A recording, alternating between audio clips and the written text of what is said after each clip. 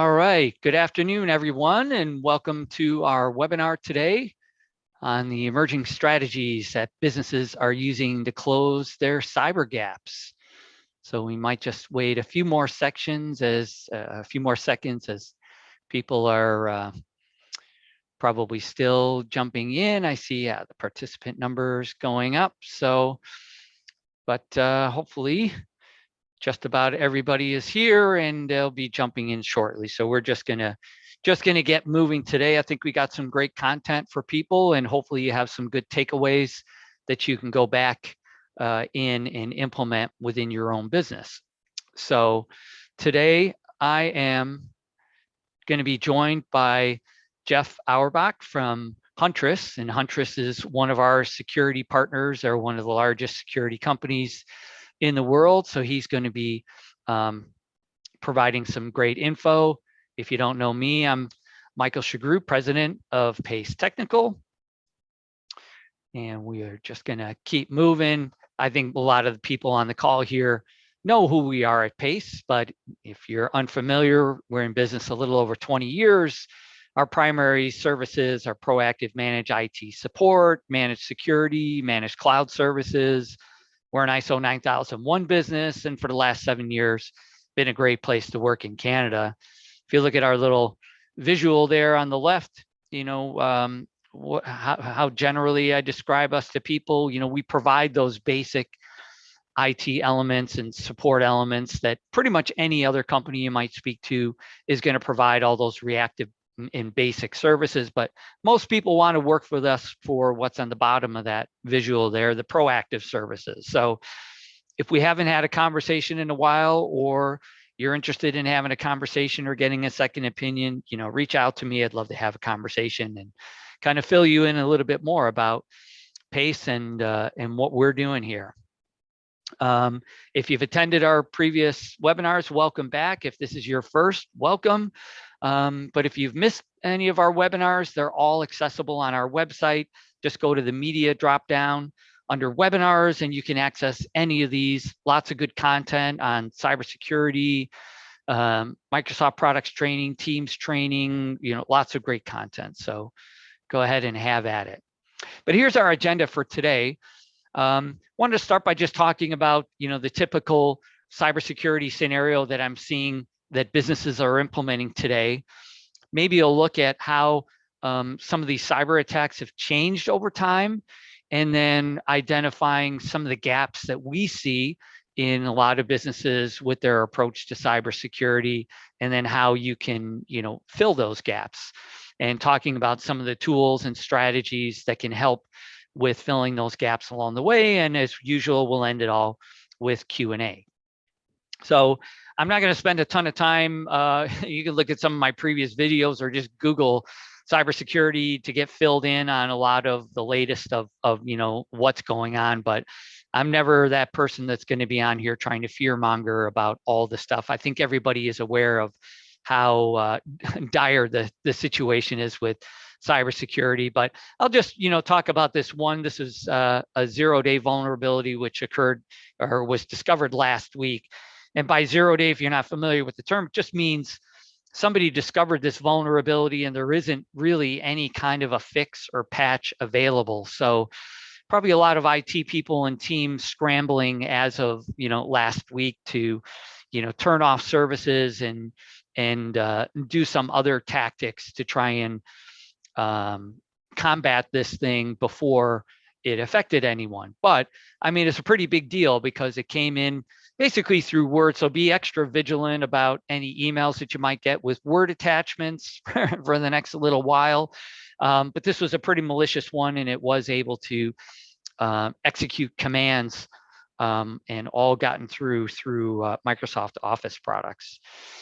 As I always say, a great resource if you want to go in and look at the latest news and things like that, which I think is a pretty good one. It's cyber.gc.ca. It's obviously run by the government. I mean, I just find a lot of, you know, sites that have info on cybersecurity. A lot of them can be self-serving and trying to sell you something. I mean, who knows? Maybe the government has another agenda too, but I think it's a pretty good and reliable source to get information. And they even have information on tactics to how to keep yourself safe. So our first agenda item, I wanted to just talk about what I generally see out with businesses as to what they're doing with cybersecurity. So starting with these basic elements, obviously everybody across the globe has these elements, a firewall, they've got some version of like antivirus software on their machines, and spam filtering. I mean, if you didn't have these elements, it would be disastrous, right? So super, super basic. And then, just going up one notch, phishing protection. I mean, we provide it as part of our service, phishing protection and DNS filtering, which protects your people from, clicking on a link that they shouldn't. And then multi-factor authentication. I hope everyone on this call is implementing it already, especially for Microsoft 365. It's about the biggest vulnerability that exists right now, or the biggest risk or threat that is involved. And I'm sure everybody on this call has some version of a backup system for your data.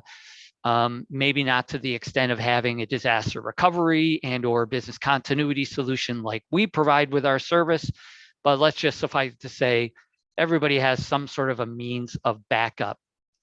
So the one thing that is in common with all of these basic elements, and this is generally the extent of what I see out there in the businesses that I speak to, is that all of these things, maybe with the exception of the backup, are all measures to help stop a breach from happening in the first place. We want to keep the criminals outside of your system, and that's what all those tools are really meant for.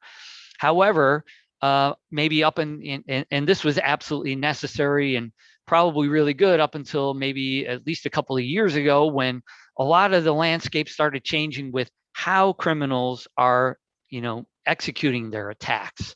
So I wanted to just have a really quick look at that. So in the old way, an attacker, generally via email, sending out, via email, like a ransomware attack with some sort of link inside of it. Once the user clicked on that link, immediately the ransomware, dropped in that system. And then, all the alarms went off to say, hey, all of your files are encrypted and here's the ransom, pay the ransom. And you pay the ransom. Sometimes you got a decryption key, maybe sometimes you didn't, who knows? But anyway, so that was the general idea. It was super hyper focused on getting all the files encrypted and getting that message and trying to get the quick score. The newer attacks now, it's changed quite a bit. So now there's different ways, and they're getting more and more creative, these criminals, as to how they're actually getting past the gatekeeper, past these tools, getting around people, social engineering people, lots of different ways that they're doing that. Spear phishing, doing research on businesses and people via whatever resources they have to get smarter and be better at tricking people, which they're very, very good at. Now, however, once they do get that and do get someone to click on some sort of a link or do get past the defenses, they're not just dropping the ransomware and encrypting all the files and screaming, hey, pay me my money. Now they're taking their time. They may actually drop in, once they get access, additional malware that helps them to look around or gets a foothold within the systems. And now what they're also doing is turning some of our security tools against us. They're using the same tools that security professionals are using to go in and do an evaluation on businesses to understand, what are the vulnerabilities that exist in this environment? What a great way to find out how to get in and get further penetration into systems by using these tools that are tried and true that security professionals use. So this is kind of the area they call living off the land, where the attacker is actually just looking around, trying to gain as much intel and information about the environment that they can. Now they're going to maybe start looking at lateral movement, trying to get in and infect other users' machines now that they have more information. maybe even trying to get an escalation on their privileges. What they ultimately would love to have is administrative access to systems in an environment that gives them, uber control. But then just before they're going to even go and drop the ransomware and encrypt files, they're going to do data exfiltration, try and steal as much data that they can to use against you and your business. Then and only then will they do the final ransomware drop, encrypt the files, put up the message on the screen. But now their message is also going to be a little bit different. Not only are your files encrypted, but by the way, we also stole a whole bunch of information. Maybe it's information about you, personal information about you or your employees. Maybe it's information or content about proprietary services or products that you have, maybe even information about your clients that would be pretty devastating if that was posted publicly by a hacker. So I don't know if any of you guys recognize this guy, Robert Mueller. He's the ex-FBI director from the US. But he made this comment, probably in the early 2000s, only two types of companies, those that have been hacked and those that will be. I go to a lot of events, a lot of security events, hear a lot of people speaking on IT security. Pretty much everybody has the same message. We all need to prepare for the fact that we are probably going to get hacked at one time or another. And it's, not so much anymore that we're going to be able to prevent these things. We now need to act like we know it's going to happen. What is going to be the effect of it, and how do we prepare for that? So what I kind of just went over is all the preventative measures, your antivirus, your firewall, et cetera. And then the post-attack measures at the other extreme, that's, hopefully we have a good backup in place that if our files get encrypted and whatnot. But even those things, if a hacker does get in and steal your data and, potentially post that or get information that they shouldn't, how detrimental would that be to your business? So one of the areas that we now in modern attacks need to focus on is that middle section there, the undetected hacker that may already be in your systems going unnoticed. And that's what we want to try and look at. So when we talk about lurking in environments, this is a stat here, they're spending an average of 95 days looking around and moving around, gathering intel, even before going ahead and fully launching that attack. And they're, moving a little bit more slowly, obviously, than they do. Just another stat here to kind of reinforce that idea from CrowdStrike. So why are they stealing the data? They want to use it against you, use it against your clients, and the whole idea of public shaming. We're going to post this information if you don't post the ransom. It also allows them to ask for a higher ransom, all depending on the business you are and how damaging to your business reputation, would you lose clients over something like this? And then they're also trying to find ways to exploit others, whether that's your internal staff or external, again, going after your clients. And I got to tell you, I've had firsthand discussions with businesses out there where they have been hacked or phished, their people have been phished, their access to their email accounts have been taken over, and then these hackers are sending out new ransomware attacks with a legitimate, coming from your legitimate email because they've hacked into it. And these businesses had their clients get held for ransom and be way worse off than they were. They had the means to recover. Some of their clients didn't have a great means to cover. So I guess these are all factors that we need to be thinking about. Again, when you have this approach of expecting that you might get hacked, what does that look like? How do you prepare, and how do you protect your business as well as your clients even? So we wanted to do a quick poll question just to see, who out there, and I'm going to launch this now, could you confidently say that you absolutely have no breaches or no hackers lurking in your environment at this time? So I'm just going to give a few seconds or so for people to say, like, do you have a tool? Do you have the means in place right now within your systems to know if there was a hacker in, looking around, poking around, or whatnot? So,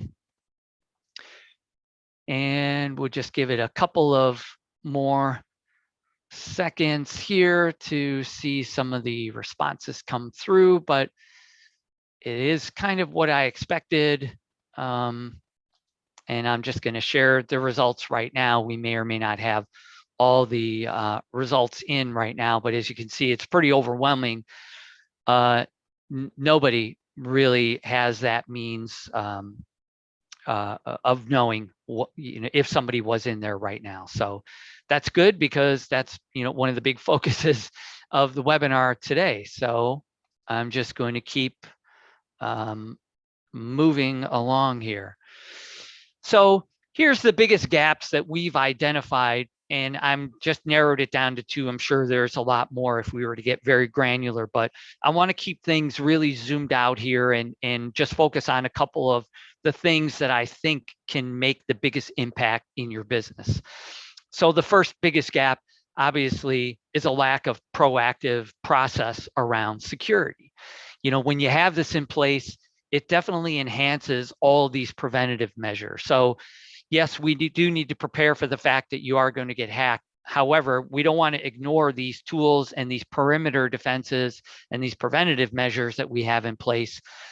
But the tools alone are great, but they're never going to be 100%. So you do need to have some sort of process around it. And the second big gap, just like we mentioned here, a way to detect if somebody is already lurking around your systems, and there are some newer tools and strategies around that. But let's stick with the proactive security part for now.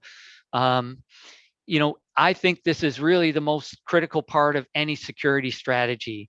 The tools are great, but I've heard many security professionals say this next statement, that if you're doing it right, your approach to IT security and the results and success that you're going to see is going to equate only to 25% of the tools that you're going to use, but 75% of the success is going to be based on what kind of hygiene you have. And by hygiene, it's all around this proactive security. The tools are great. They're absolutely necessary. We can't avoid the tools. We need them. But these tools need to be managed in the right way. If you don't have the right hygiene in place, even the tools are vulnerable. So when we talk about a process, these are, and this isn't an all-encompassing list, but this, again, I want to keep things high level here. This is what a proactive security process should, a lot of the elements should be. How the tools are managed, looking at settings and configuration, the user security within your systems, file security, your permissions, your password policy, how your Active Directory, that's basically the security center for any kind of a Windows network, is managed through what's called Active Directory. How that is managed and maintained, who is looking at that. Even the basic elements of hardware and software updates. I mean, most people are doing the basic patching of operating systems and things like that, but who is doing, updates to firmware and things like that? Also around that, you need a process of doing system checks for all of these elements, and then updated documentation. If you look at any security standard that exists, whether it's, a few of the top ones, the CIS controls, NIST, the ISO standard, all of them, one of the primary requirements is keeping documentation and keeping up-to-date documentation. Then the last element here is reporting on all the above. You as a business need to understand that somebody is proactively looking at all of these elements, and you need to see the reporting on this, and somebody needs to meet with you and interpret all these reports. But you need to see the evidence that somebody is doing all this proactive work for you. We have a lot of legal clients, and they love to use the word evidence. Hey, we need to see the evidence. Reporting is going to be the evidence. And let me just say this. Because I hear a lot of people say, oh yeah, my IT people, whether it's internal or they use an external company, yeah, they're looking at all this stuff. They're doing all this proactive stuff. They're just not giving me a report or telling me about it. And I'll tell you this, if you have a process and procedure in place for doing all this proactive work, that is the difficult part. Coming up with the structure, the process, procedure, the dedicated resources, that's the hard part. The reporting is easy. So if somebody is doing this work, you're going to get the reporting on it, believe me. And if you're not getting reported, I can say with probably 99% certainty that work is probably not happening, at least not on a regular basis. So that's the last key ingredient, is dedicated resources with the dedicated time to do all of these tasks. Just sort of staying on reporting, just to give you some examples, because some people I meet would say, oh yeah, we get reports from our IT people or our IT company. I just wanted to show an example of some reports that are not reactive. And by the way, 20 years ago, we used to use these reports. I mean, we still have these reports. Any company that has an IT management tool is able to spit out these reports with no interaction. It's a tick box within the IT management software that'll send a client this summary report. They're called by different names, executive summary, summary report, or whatnot. It does give some basic information, how many machines are being managed. It gives some information about antivirus, how many viruses were caught, what was the uptime on the network, some super basic things, but there really isn't anything from a proactive nature. So I just want to make sure people aren't being, fooled by the fact that, or these are being sold in as like proactive reports. Not really. There's some basic information, but it's not giving you any kind of proactive things. Some of them give you a health score, again, giving people the impression that, oh, I've got an 81% health score, everything is great. Yeah, if you're talking about, the fact that you may not be running out of disk space, it's not going to tell you anything about the level of security and a risk score as to how it pertains to security, which is vital to any business. Just to give you an idea of how we do it, this is what we do around hygiene. We've identified 8 critical security areas. We provide live dashboarding like the one you see here. At a glance, any of our clients can see if they have any kind of areas of risk or concern. It doesn't have to be exactly the one that we provide, but you need to have something similar. And there needs to be a detailed report beyond this as well that shows everything that is being checked. We do that all in our custom portal. This is the screen where we show everything that we're checking. It's a little over 100 line items. We assign a risk score to it so that everybody knows exactly where they stand. As far as documentation and auditing of equipment is also in there. Again, it's vital and you need to have access to that, including keeping your people trained. It's also a part of our portal, the training that we provide in all the Microsoft suite, Teams, Word, Excel, PowerPoint, etc. Look, if you've never seen our portal or have never been introduced to it, drop me an email. I'd love to, spend 15 minutes and show you what it looks like and the value that it provides. So that kind of takes care of the, proactive process. And now I wanted to bring Jeff Auerbach from Huntress back in, really to cover the second part that we talked about in the second gap of, if you've already been breached. So Jeff, come on back in. Hey, Michael. Hey. You guys hear me okay? Yeah. Excellent. So thanks. That was a great presentation. Before we get into this, I'm going to echo your. We had an example of why backups are important. There was a building in our town that burnt down to the ground, and my first thought was, man, I hope they have good offsite backups because there's nothing left of that building, and I hope that company gets to start up again because it was a big fire. Burnt down to the ground. So, and the people that I know laughed at me because I said the first thing that went through my mind was, man, I hope they have good offsite backups. Yeah, exactly. So I can't. I guess it's just in my DNA now. But these are you brought up some great points. And let's talk about EDR, MDR, and XDR. And I'm kind of flip the order and And let's talk about MDR first. So managed detection and response is MDR.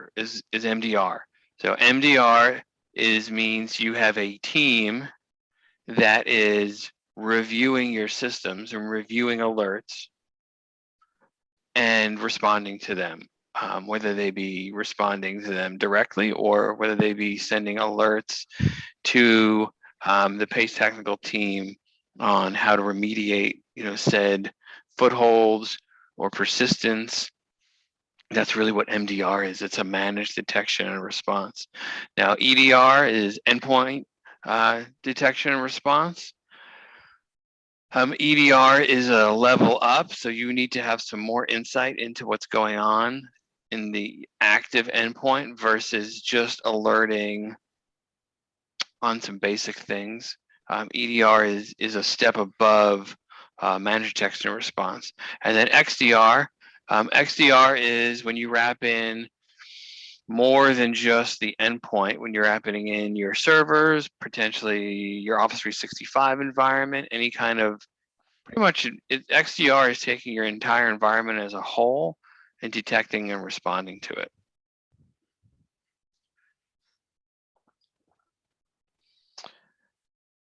Yeah, Yes, I'm not sure if you have control of the screen or I don't. not. So yeah, I don't. So you'll.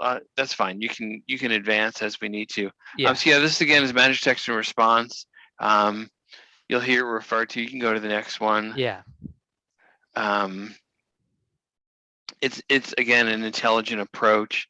Huntress has these tools that's able to think of the threat chain, the threat actor, and the earlier you can catch threat actors in the attack chain, the better they'll be. Think of it as your house, right? If you could detect folks when they were walking up your driveway versus when they were at your front door versus when they're in your house, opening the safe that has your most prized possessions, right? The earlier up you can detect them and respond to them, right? If you could have a complete wrap around your entire property versus just your front door, right? Most people have Ring doorbells now, right? If you could have a complete review and detection and response to as they stepped on your property, the better off you'd be, and the chances you could detect and stop their attacks before they did really bad things would be great. You can go to the next one. Yeah. So I think do you want me to just go past these all together? Yeah, we can skip. Yeah, we can screw. You've kind of gone through all that. So yeah. Again, visibility, just like we spoke about. Like the more visibility you have, we ran that poll. Can you confidently say that that there are no active breaches in your environment? Everyone was honest, which is great. There's really no way to be confident that there's no threat actors, right? Everyone's gotten whether it be your personal email or your company email, everyone's gotten the spam message that said, hey, check your rewards points for potentially an airline, potentially a hotel chain that you frequent, or hey, there's an Amazon gift card. All you have to do is fill out the survey and you can get a $100 Amazon gift card. And right, people's eyes open up and they say, yeah, I want a $100 Amazon gift card. And they click on it, nothing happens. And they're like, oh, well, I guess that was fake. And they delete the email and they move on. Well, really what they did was they downloaded a payload. And there's those threat actors that have made footholds, and nothing happens for a week or so. So that, that new employee that clicked on that link, they think they're fine and they didn't report it because they don't want to get fired. They don't want to say within the first couple of days of being hired that, hey, I think I did something bad. The threat actor sits in your environment for a couple of weeks, a month, 90 days, and they wait till your backup expiration, kind of kicks in, and then they launch their attacks. So the ability to see within hopefully an hour or so, minutes, that payload has been launched and that that foothold's been established, and report on it and remediate it, it's amazing. You can detect at the source, right? So With certain technologies, you're even able to grind into where, you know, the specific endpoint that the threat has started at. Think about if someone had you knew someone had broken into your house, and you knew there was an attacker in your house, but you don't know where they are. You're kind of walking around blind as there's someone robbing us, but we don't know how they're breaking in, right? You're running around to each room, what windows open, how are they getting in, right? They're letting other people in, and the onslaught of attackers just keeps on coming, but you don't have the visibility to see where the threat is starting from. Certain technologies, you're able to grind into the granular level of detail of this is your source. This device is your cause. You need to take that off the environment, and you'll hear your partner Pace say, listen, we're going to have to reload this machine and start it from scratch because the clean process is not worth it. You have to start over. But that's good. You're able to do a quick reload of the machine, keep the hardware, and reload the software, and with confidence know that the threat actor is no longer in your environment. You can go ahead to the next one. Yeah, so Process Insights. Process Insights is Huntress's EDR function. We're able to review active processes on the machine. Some of you might heard of the new Microsoft vulnerability. I think Michael, you were speaking about it earlier in this webinar. So Huntress was able to run our Process Insights feature against. We used a test device, a test Windows 10 or 11 device. It launched the Felina attack and with Process Insights running, and to see what Process Insights was going to catch or not catch, and then build out functions within Process Insights to actively catch it if the threat was in. So Process Insights, again, just like it says here, collect, detect, analyze the threat, report an easy feature in an easy readable, plain text kind of report, and then allow for remediation on the partner side, right? They'll allow your partner to either know that, yeah, we need to run this remediation steps, and maybe it's 4 or 5 steps, and sometimes auto remediate, or if the threat is large enough that you need to pull this device off the network and start over. Yeah, so the Huntress Managed Security Platform, many different features. So in the detect and the respond, right? Footholds are those things we spoke about where the threat actors get in, they maintain these footholds to come back and encrypt or exfiltrate data.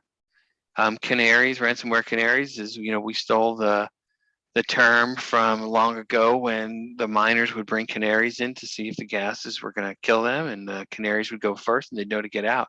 So canaries are files that are embedded in user directories to know if there's an encryption event starting. If these canaries get encrypted, we know very quickly that there is a threat actor and an encryption event occurring, and we can isolate systems to take them offline and kick those threat actors out.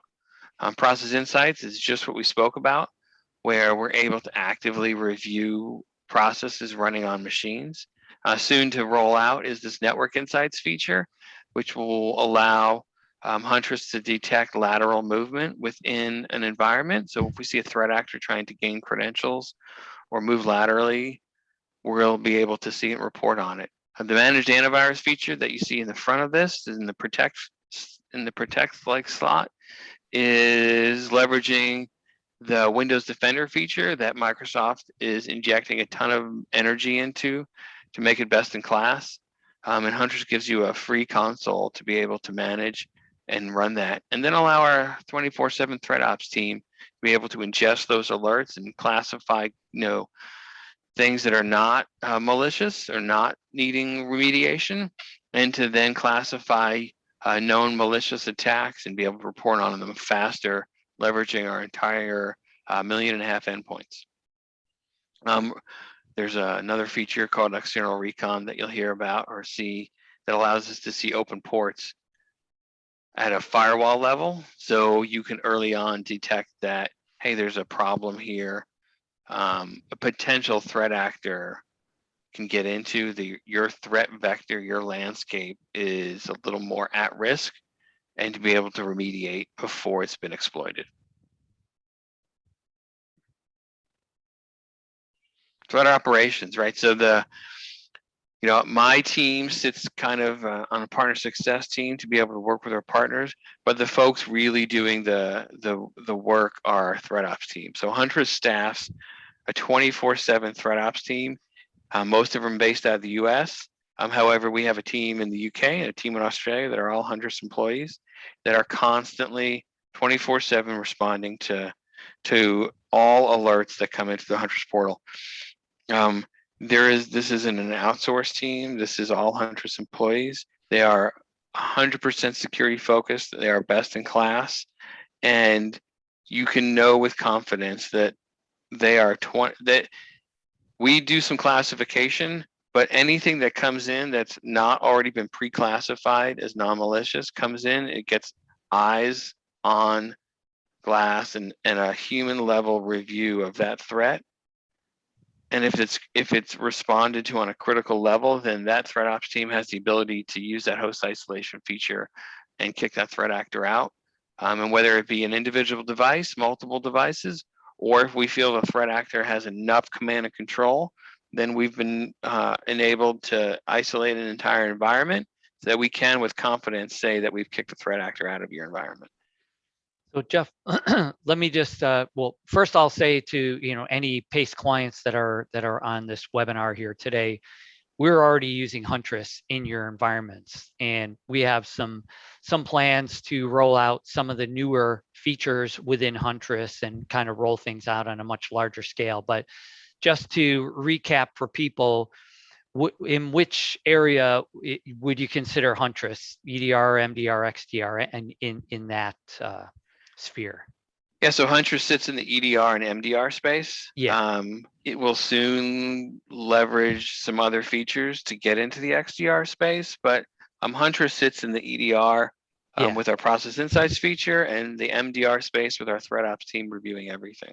Yeah, it's a great product. Sorry, continue. No. All right, so go ahead and feel free to go to the next slide. So persistent footholds, right? So that is what we spoke about earlier, where the threat actor drops malware in your machine. It's not an active attack where you initially see bad stuff on your machine.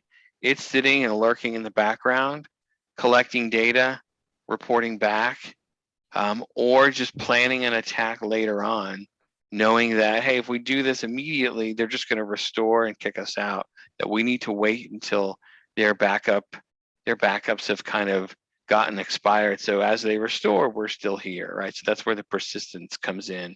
Whether you keep on restoring, you restore back a couple of days because you think this just happened. What really happened a couple of weeks ago, you go back another week, and until you really just go back as far as you can go back, the persistence still exists.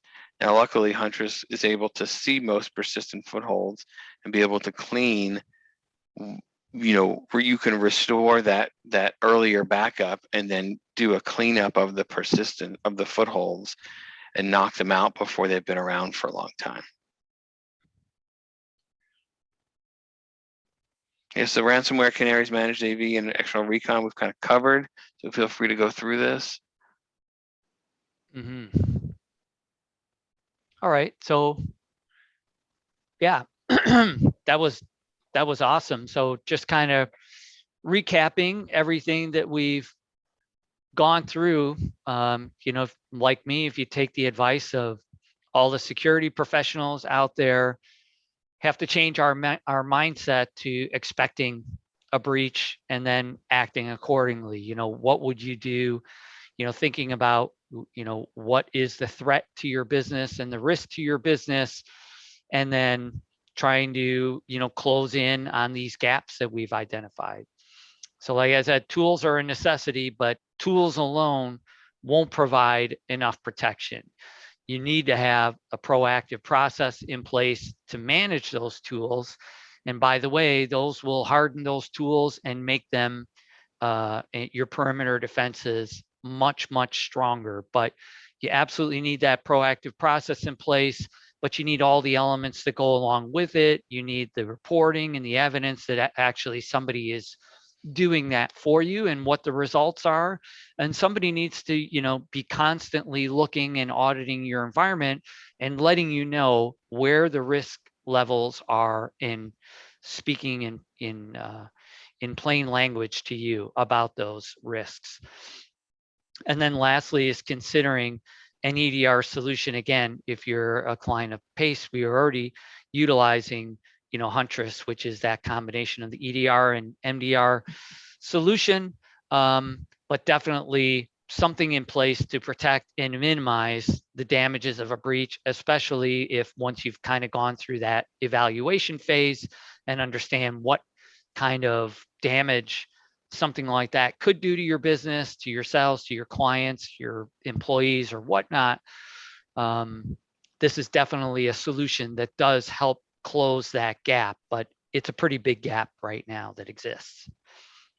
Yeah, I think, Michael, the important thing, and we spoke earlier about this, is having good layers of security, because there's no single thing that's going to provide security to everything. Yeah. But having a good layered approach to protecting your users, your email, all the things in your environment, and having something in place to help each space. Exactly. And having a good partner like PACE to manage them for you. Yeah. But I guess it's just important. I guess the biggest point that we wanted to get across to everyone is that, it's not just about perimeter defense or the preventative, part of the defense.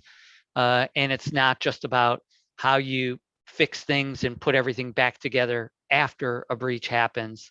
We all need to start considering that middle ground there, that if somebody is in, and expect that somebody may get in, and how to protect yourself and minimize damage in that respect. So yeah, Michael, I think there's a question in chat. now let's just have a look here. So what is missing by not having an NDR? I'm going to assume that means like an EDR or MDR type solution. And I guess, I'll let you put I'll give you my 2 cents first, but really, again, it's that middle space of something that's going to detect an attacker that is in your systems. And so these EDR systems, the endpoint detection and whatnot, is really evaluating what is going on within the system. So, it's looking at logs, it's looking at behavior of the machine, it's looking at services running, unusual activity that might be going on that's going to tip us off that, somebody is lurking in the system. So how much damage can a person do if they spend days, weeks, even months poking around within your business network, and then, hitting you with some sort of a much, much bigger payload? That's what's missing, that ability to detect that somebody has already gotten past your perimeter defenses. And Jeff, I don't know if you have anything to add to that. Yeah, so what let's say the M of detection and response, I've always felt is super important. Time is in running a business, running an MSP, time is a challenge. And to be able to eliminate the noise and get to actionable data is really important. And having the managed portion of that detection response, if you had a tool that was if you had 2 tools, one sent you everything and you had to kind of sort through the entire 100 alerts, let's say, and say, okay, 95 of these I don't need to respond to. They're non-malicious alerts. They're just saying that, hey, we saw this. It wasn't anything to worry about. Just classify it, move on. And then 5 out of those 100, you might spend an hour or two trying to just sort through 100 alerts to find the 5 usable. Well, having that managed piece and having a team to do that sorting for you and saying, hey, out of these 100, only these 5 are actionable, and 3 are really low low severity, but these 2 these two are critical and you need to respond immediately to be able to reduce that time to respond from, let's say, 2 to 3 hours to 10 minutes. Yeah. And then to have that actionable data where, okay, if I click this button or if I go into this machine, I need to do A, B, C, and D, and then I'm good. These are where the footholds are, versus a lot of solutions out there, they don't do that. They just send you those 100 alerts, and the ability to respond takes those 2 to 3 hours before. That could be daily, right? You could be getting 100 alerts daily versus 1 to 2 a day that are actionable. So the managed piece is truly what separates tools. Yeah. 100% agree. Okay, well, I mean, we'll open up to see if anybody else had any further questions, but also and wanted to thank Jeff for coming in and giving us his 2 cents and his expertise, and talking about filling that huge gap, and everybody for tuning in. So look, if there's anybody on the call, you're unsure about what's going on within your cybersecurity strategy, within your IT systems or whatnot, shoot me an email. Love to have a conversation. I also do an assessment for businesses. We've even enhanced this assessment now. Comes with a really great report that tells you exactly what's going on, certainly from a process and procedure standpoint. And we'll give you a really good insight into what's going on and what kind of gaps that might exist in your business. So my email is there if anybody wants to reach out, have a conversation, and talk more. But yeah, thanks for having me today, Michael. Yeah. So I don't see any other questions coming in at the moment, but if somebody thinks of a question, you can always email again to me as well, mike@pacetechnical.com. Pretty simple. But otherwise from that, we can sign off now and let everybody back to their day. And until the next webinar, be watching out. We'll probably have another one coming up very, very soon. All right. So, I see something coming. Oh, somebody said thanks. You're welcome. So thanks everybody for attending, and everybody have a great rest of the day and stay safe.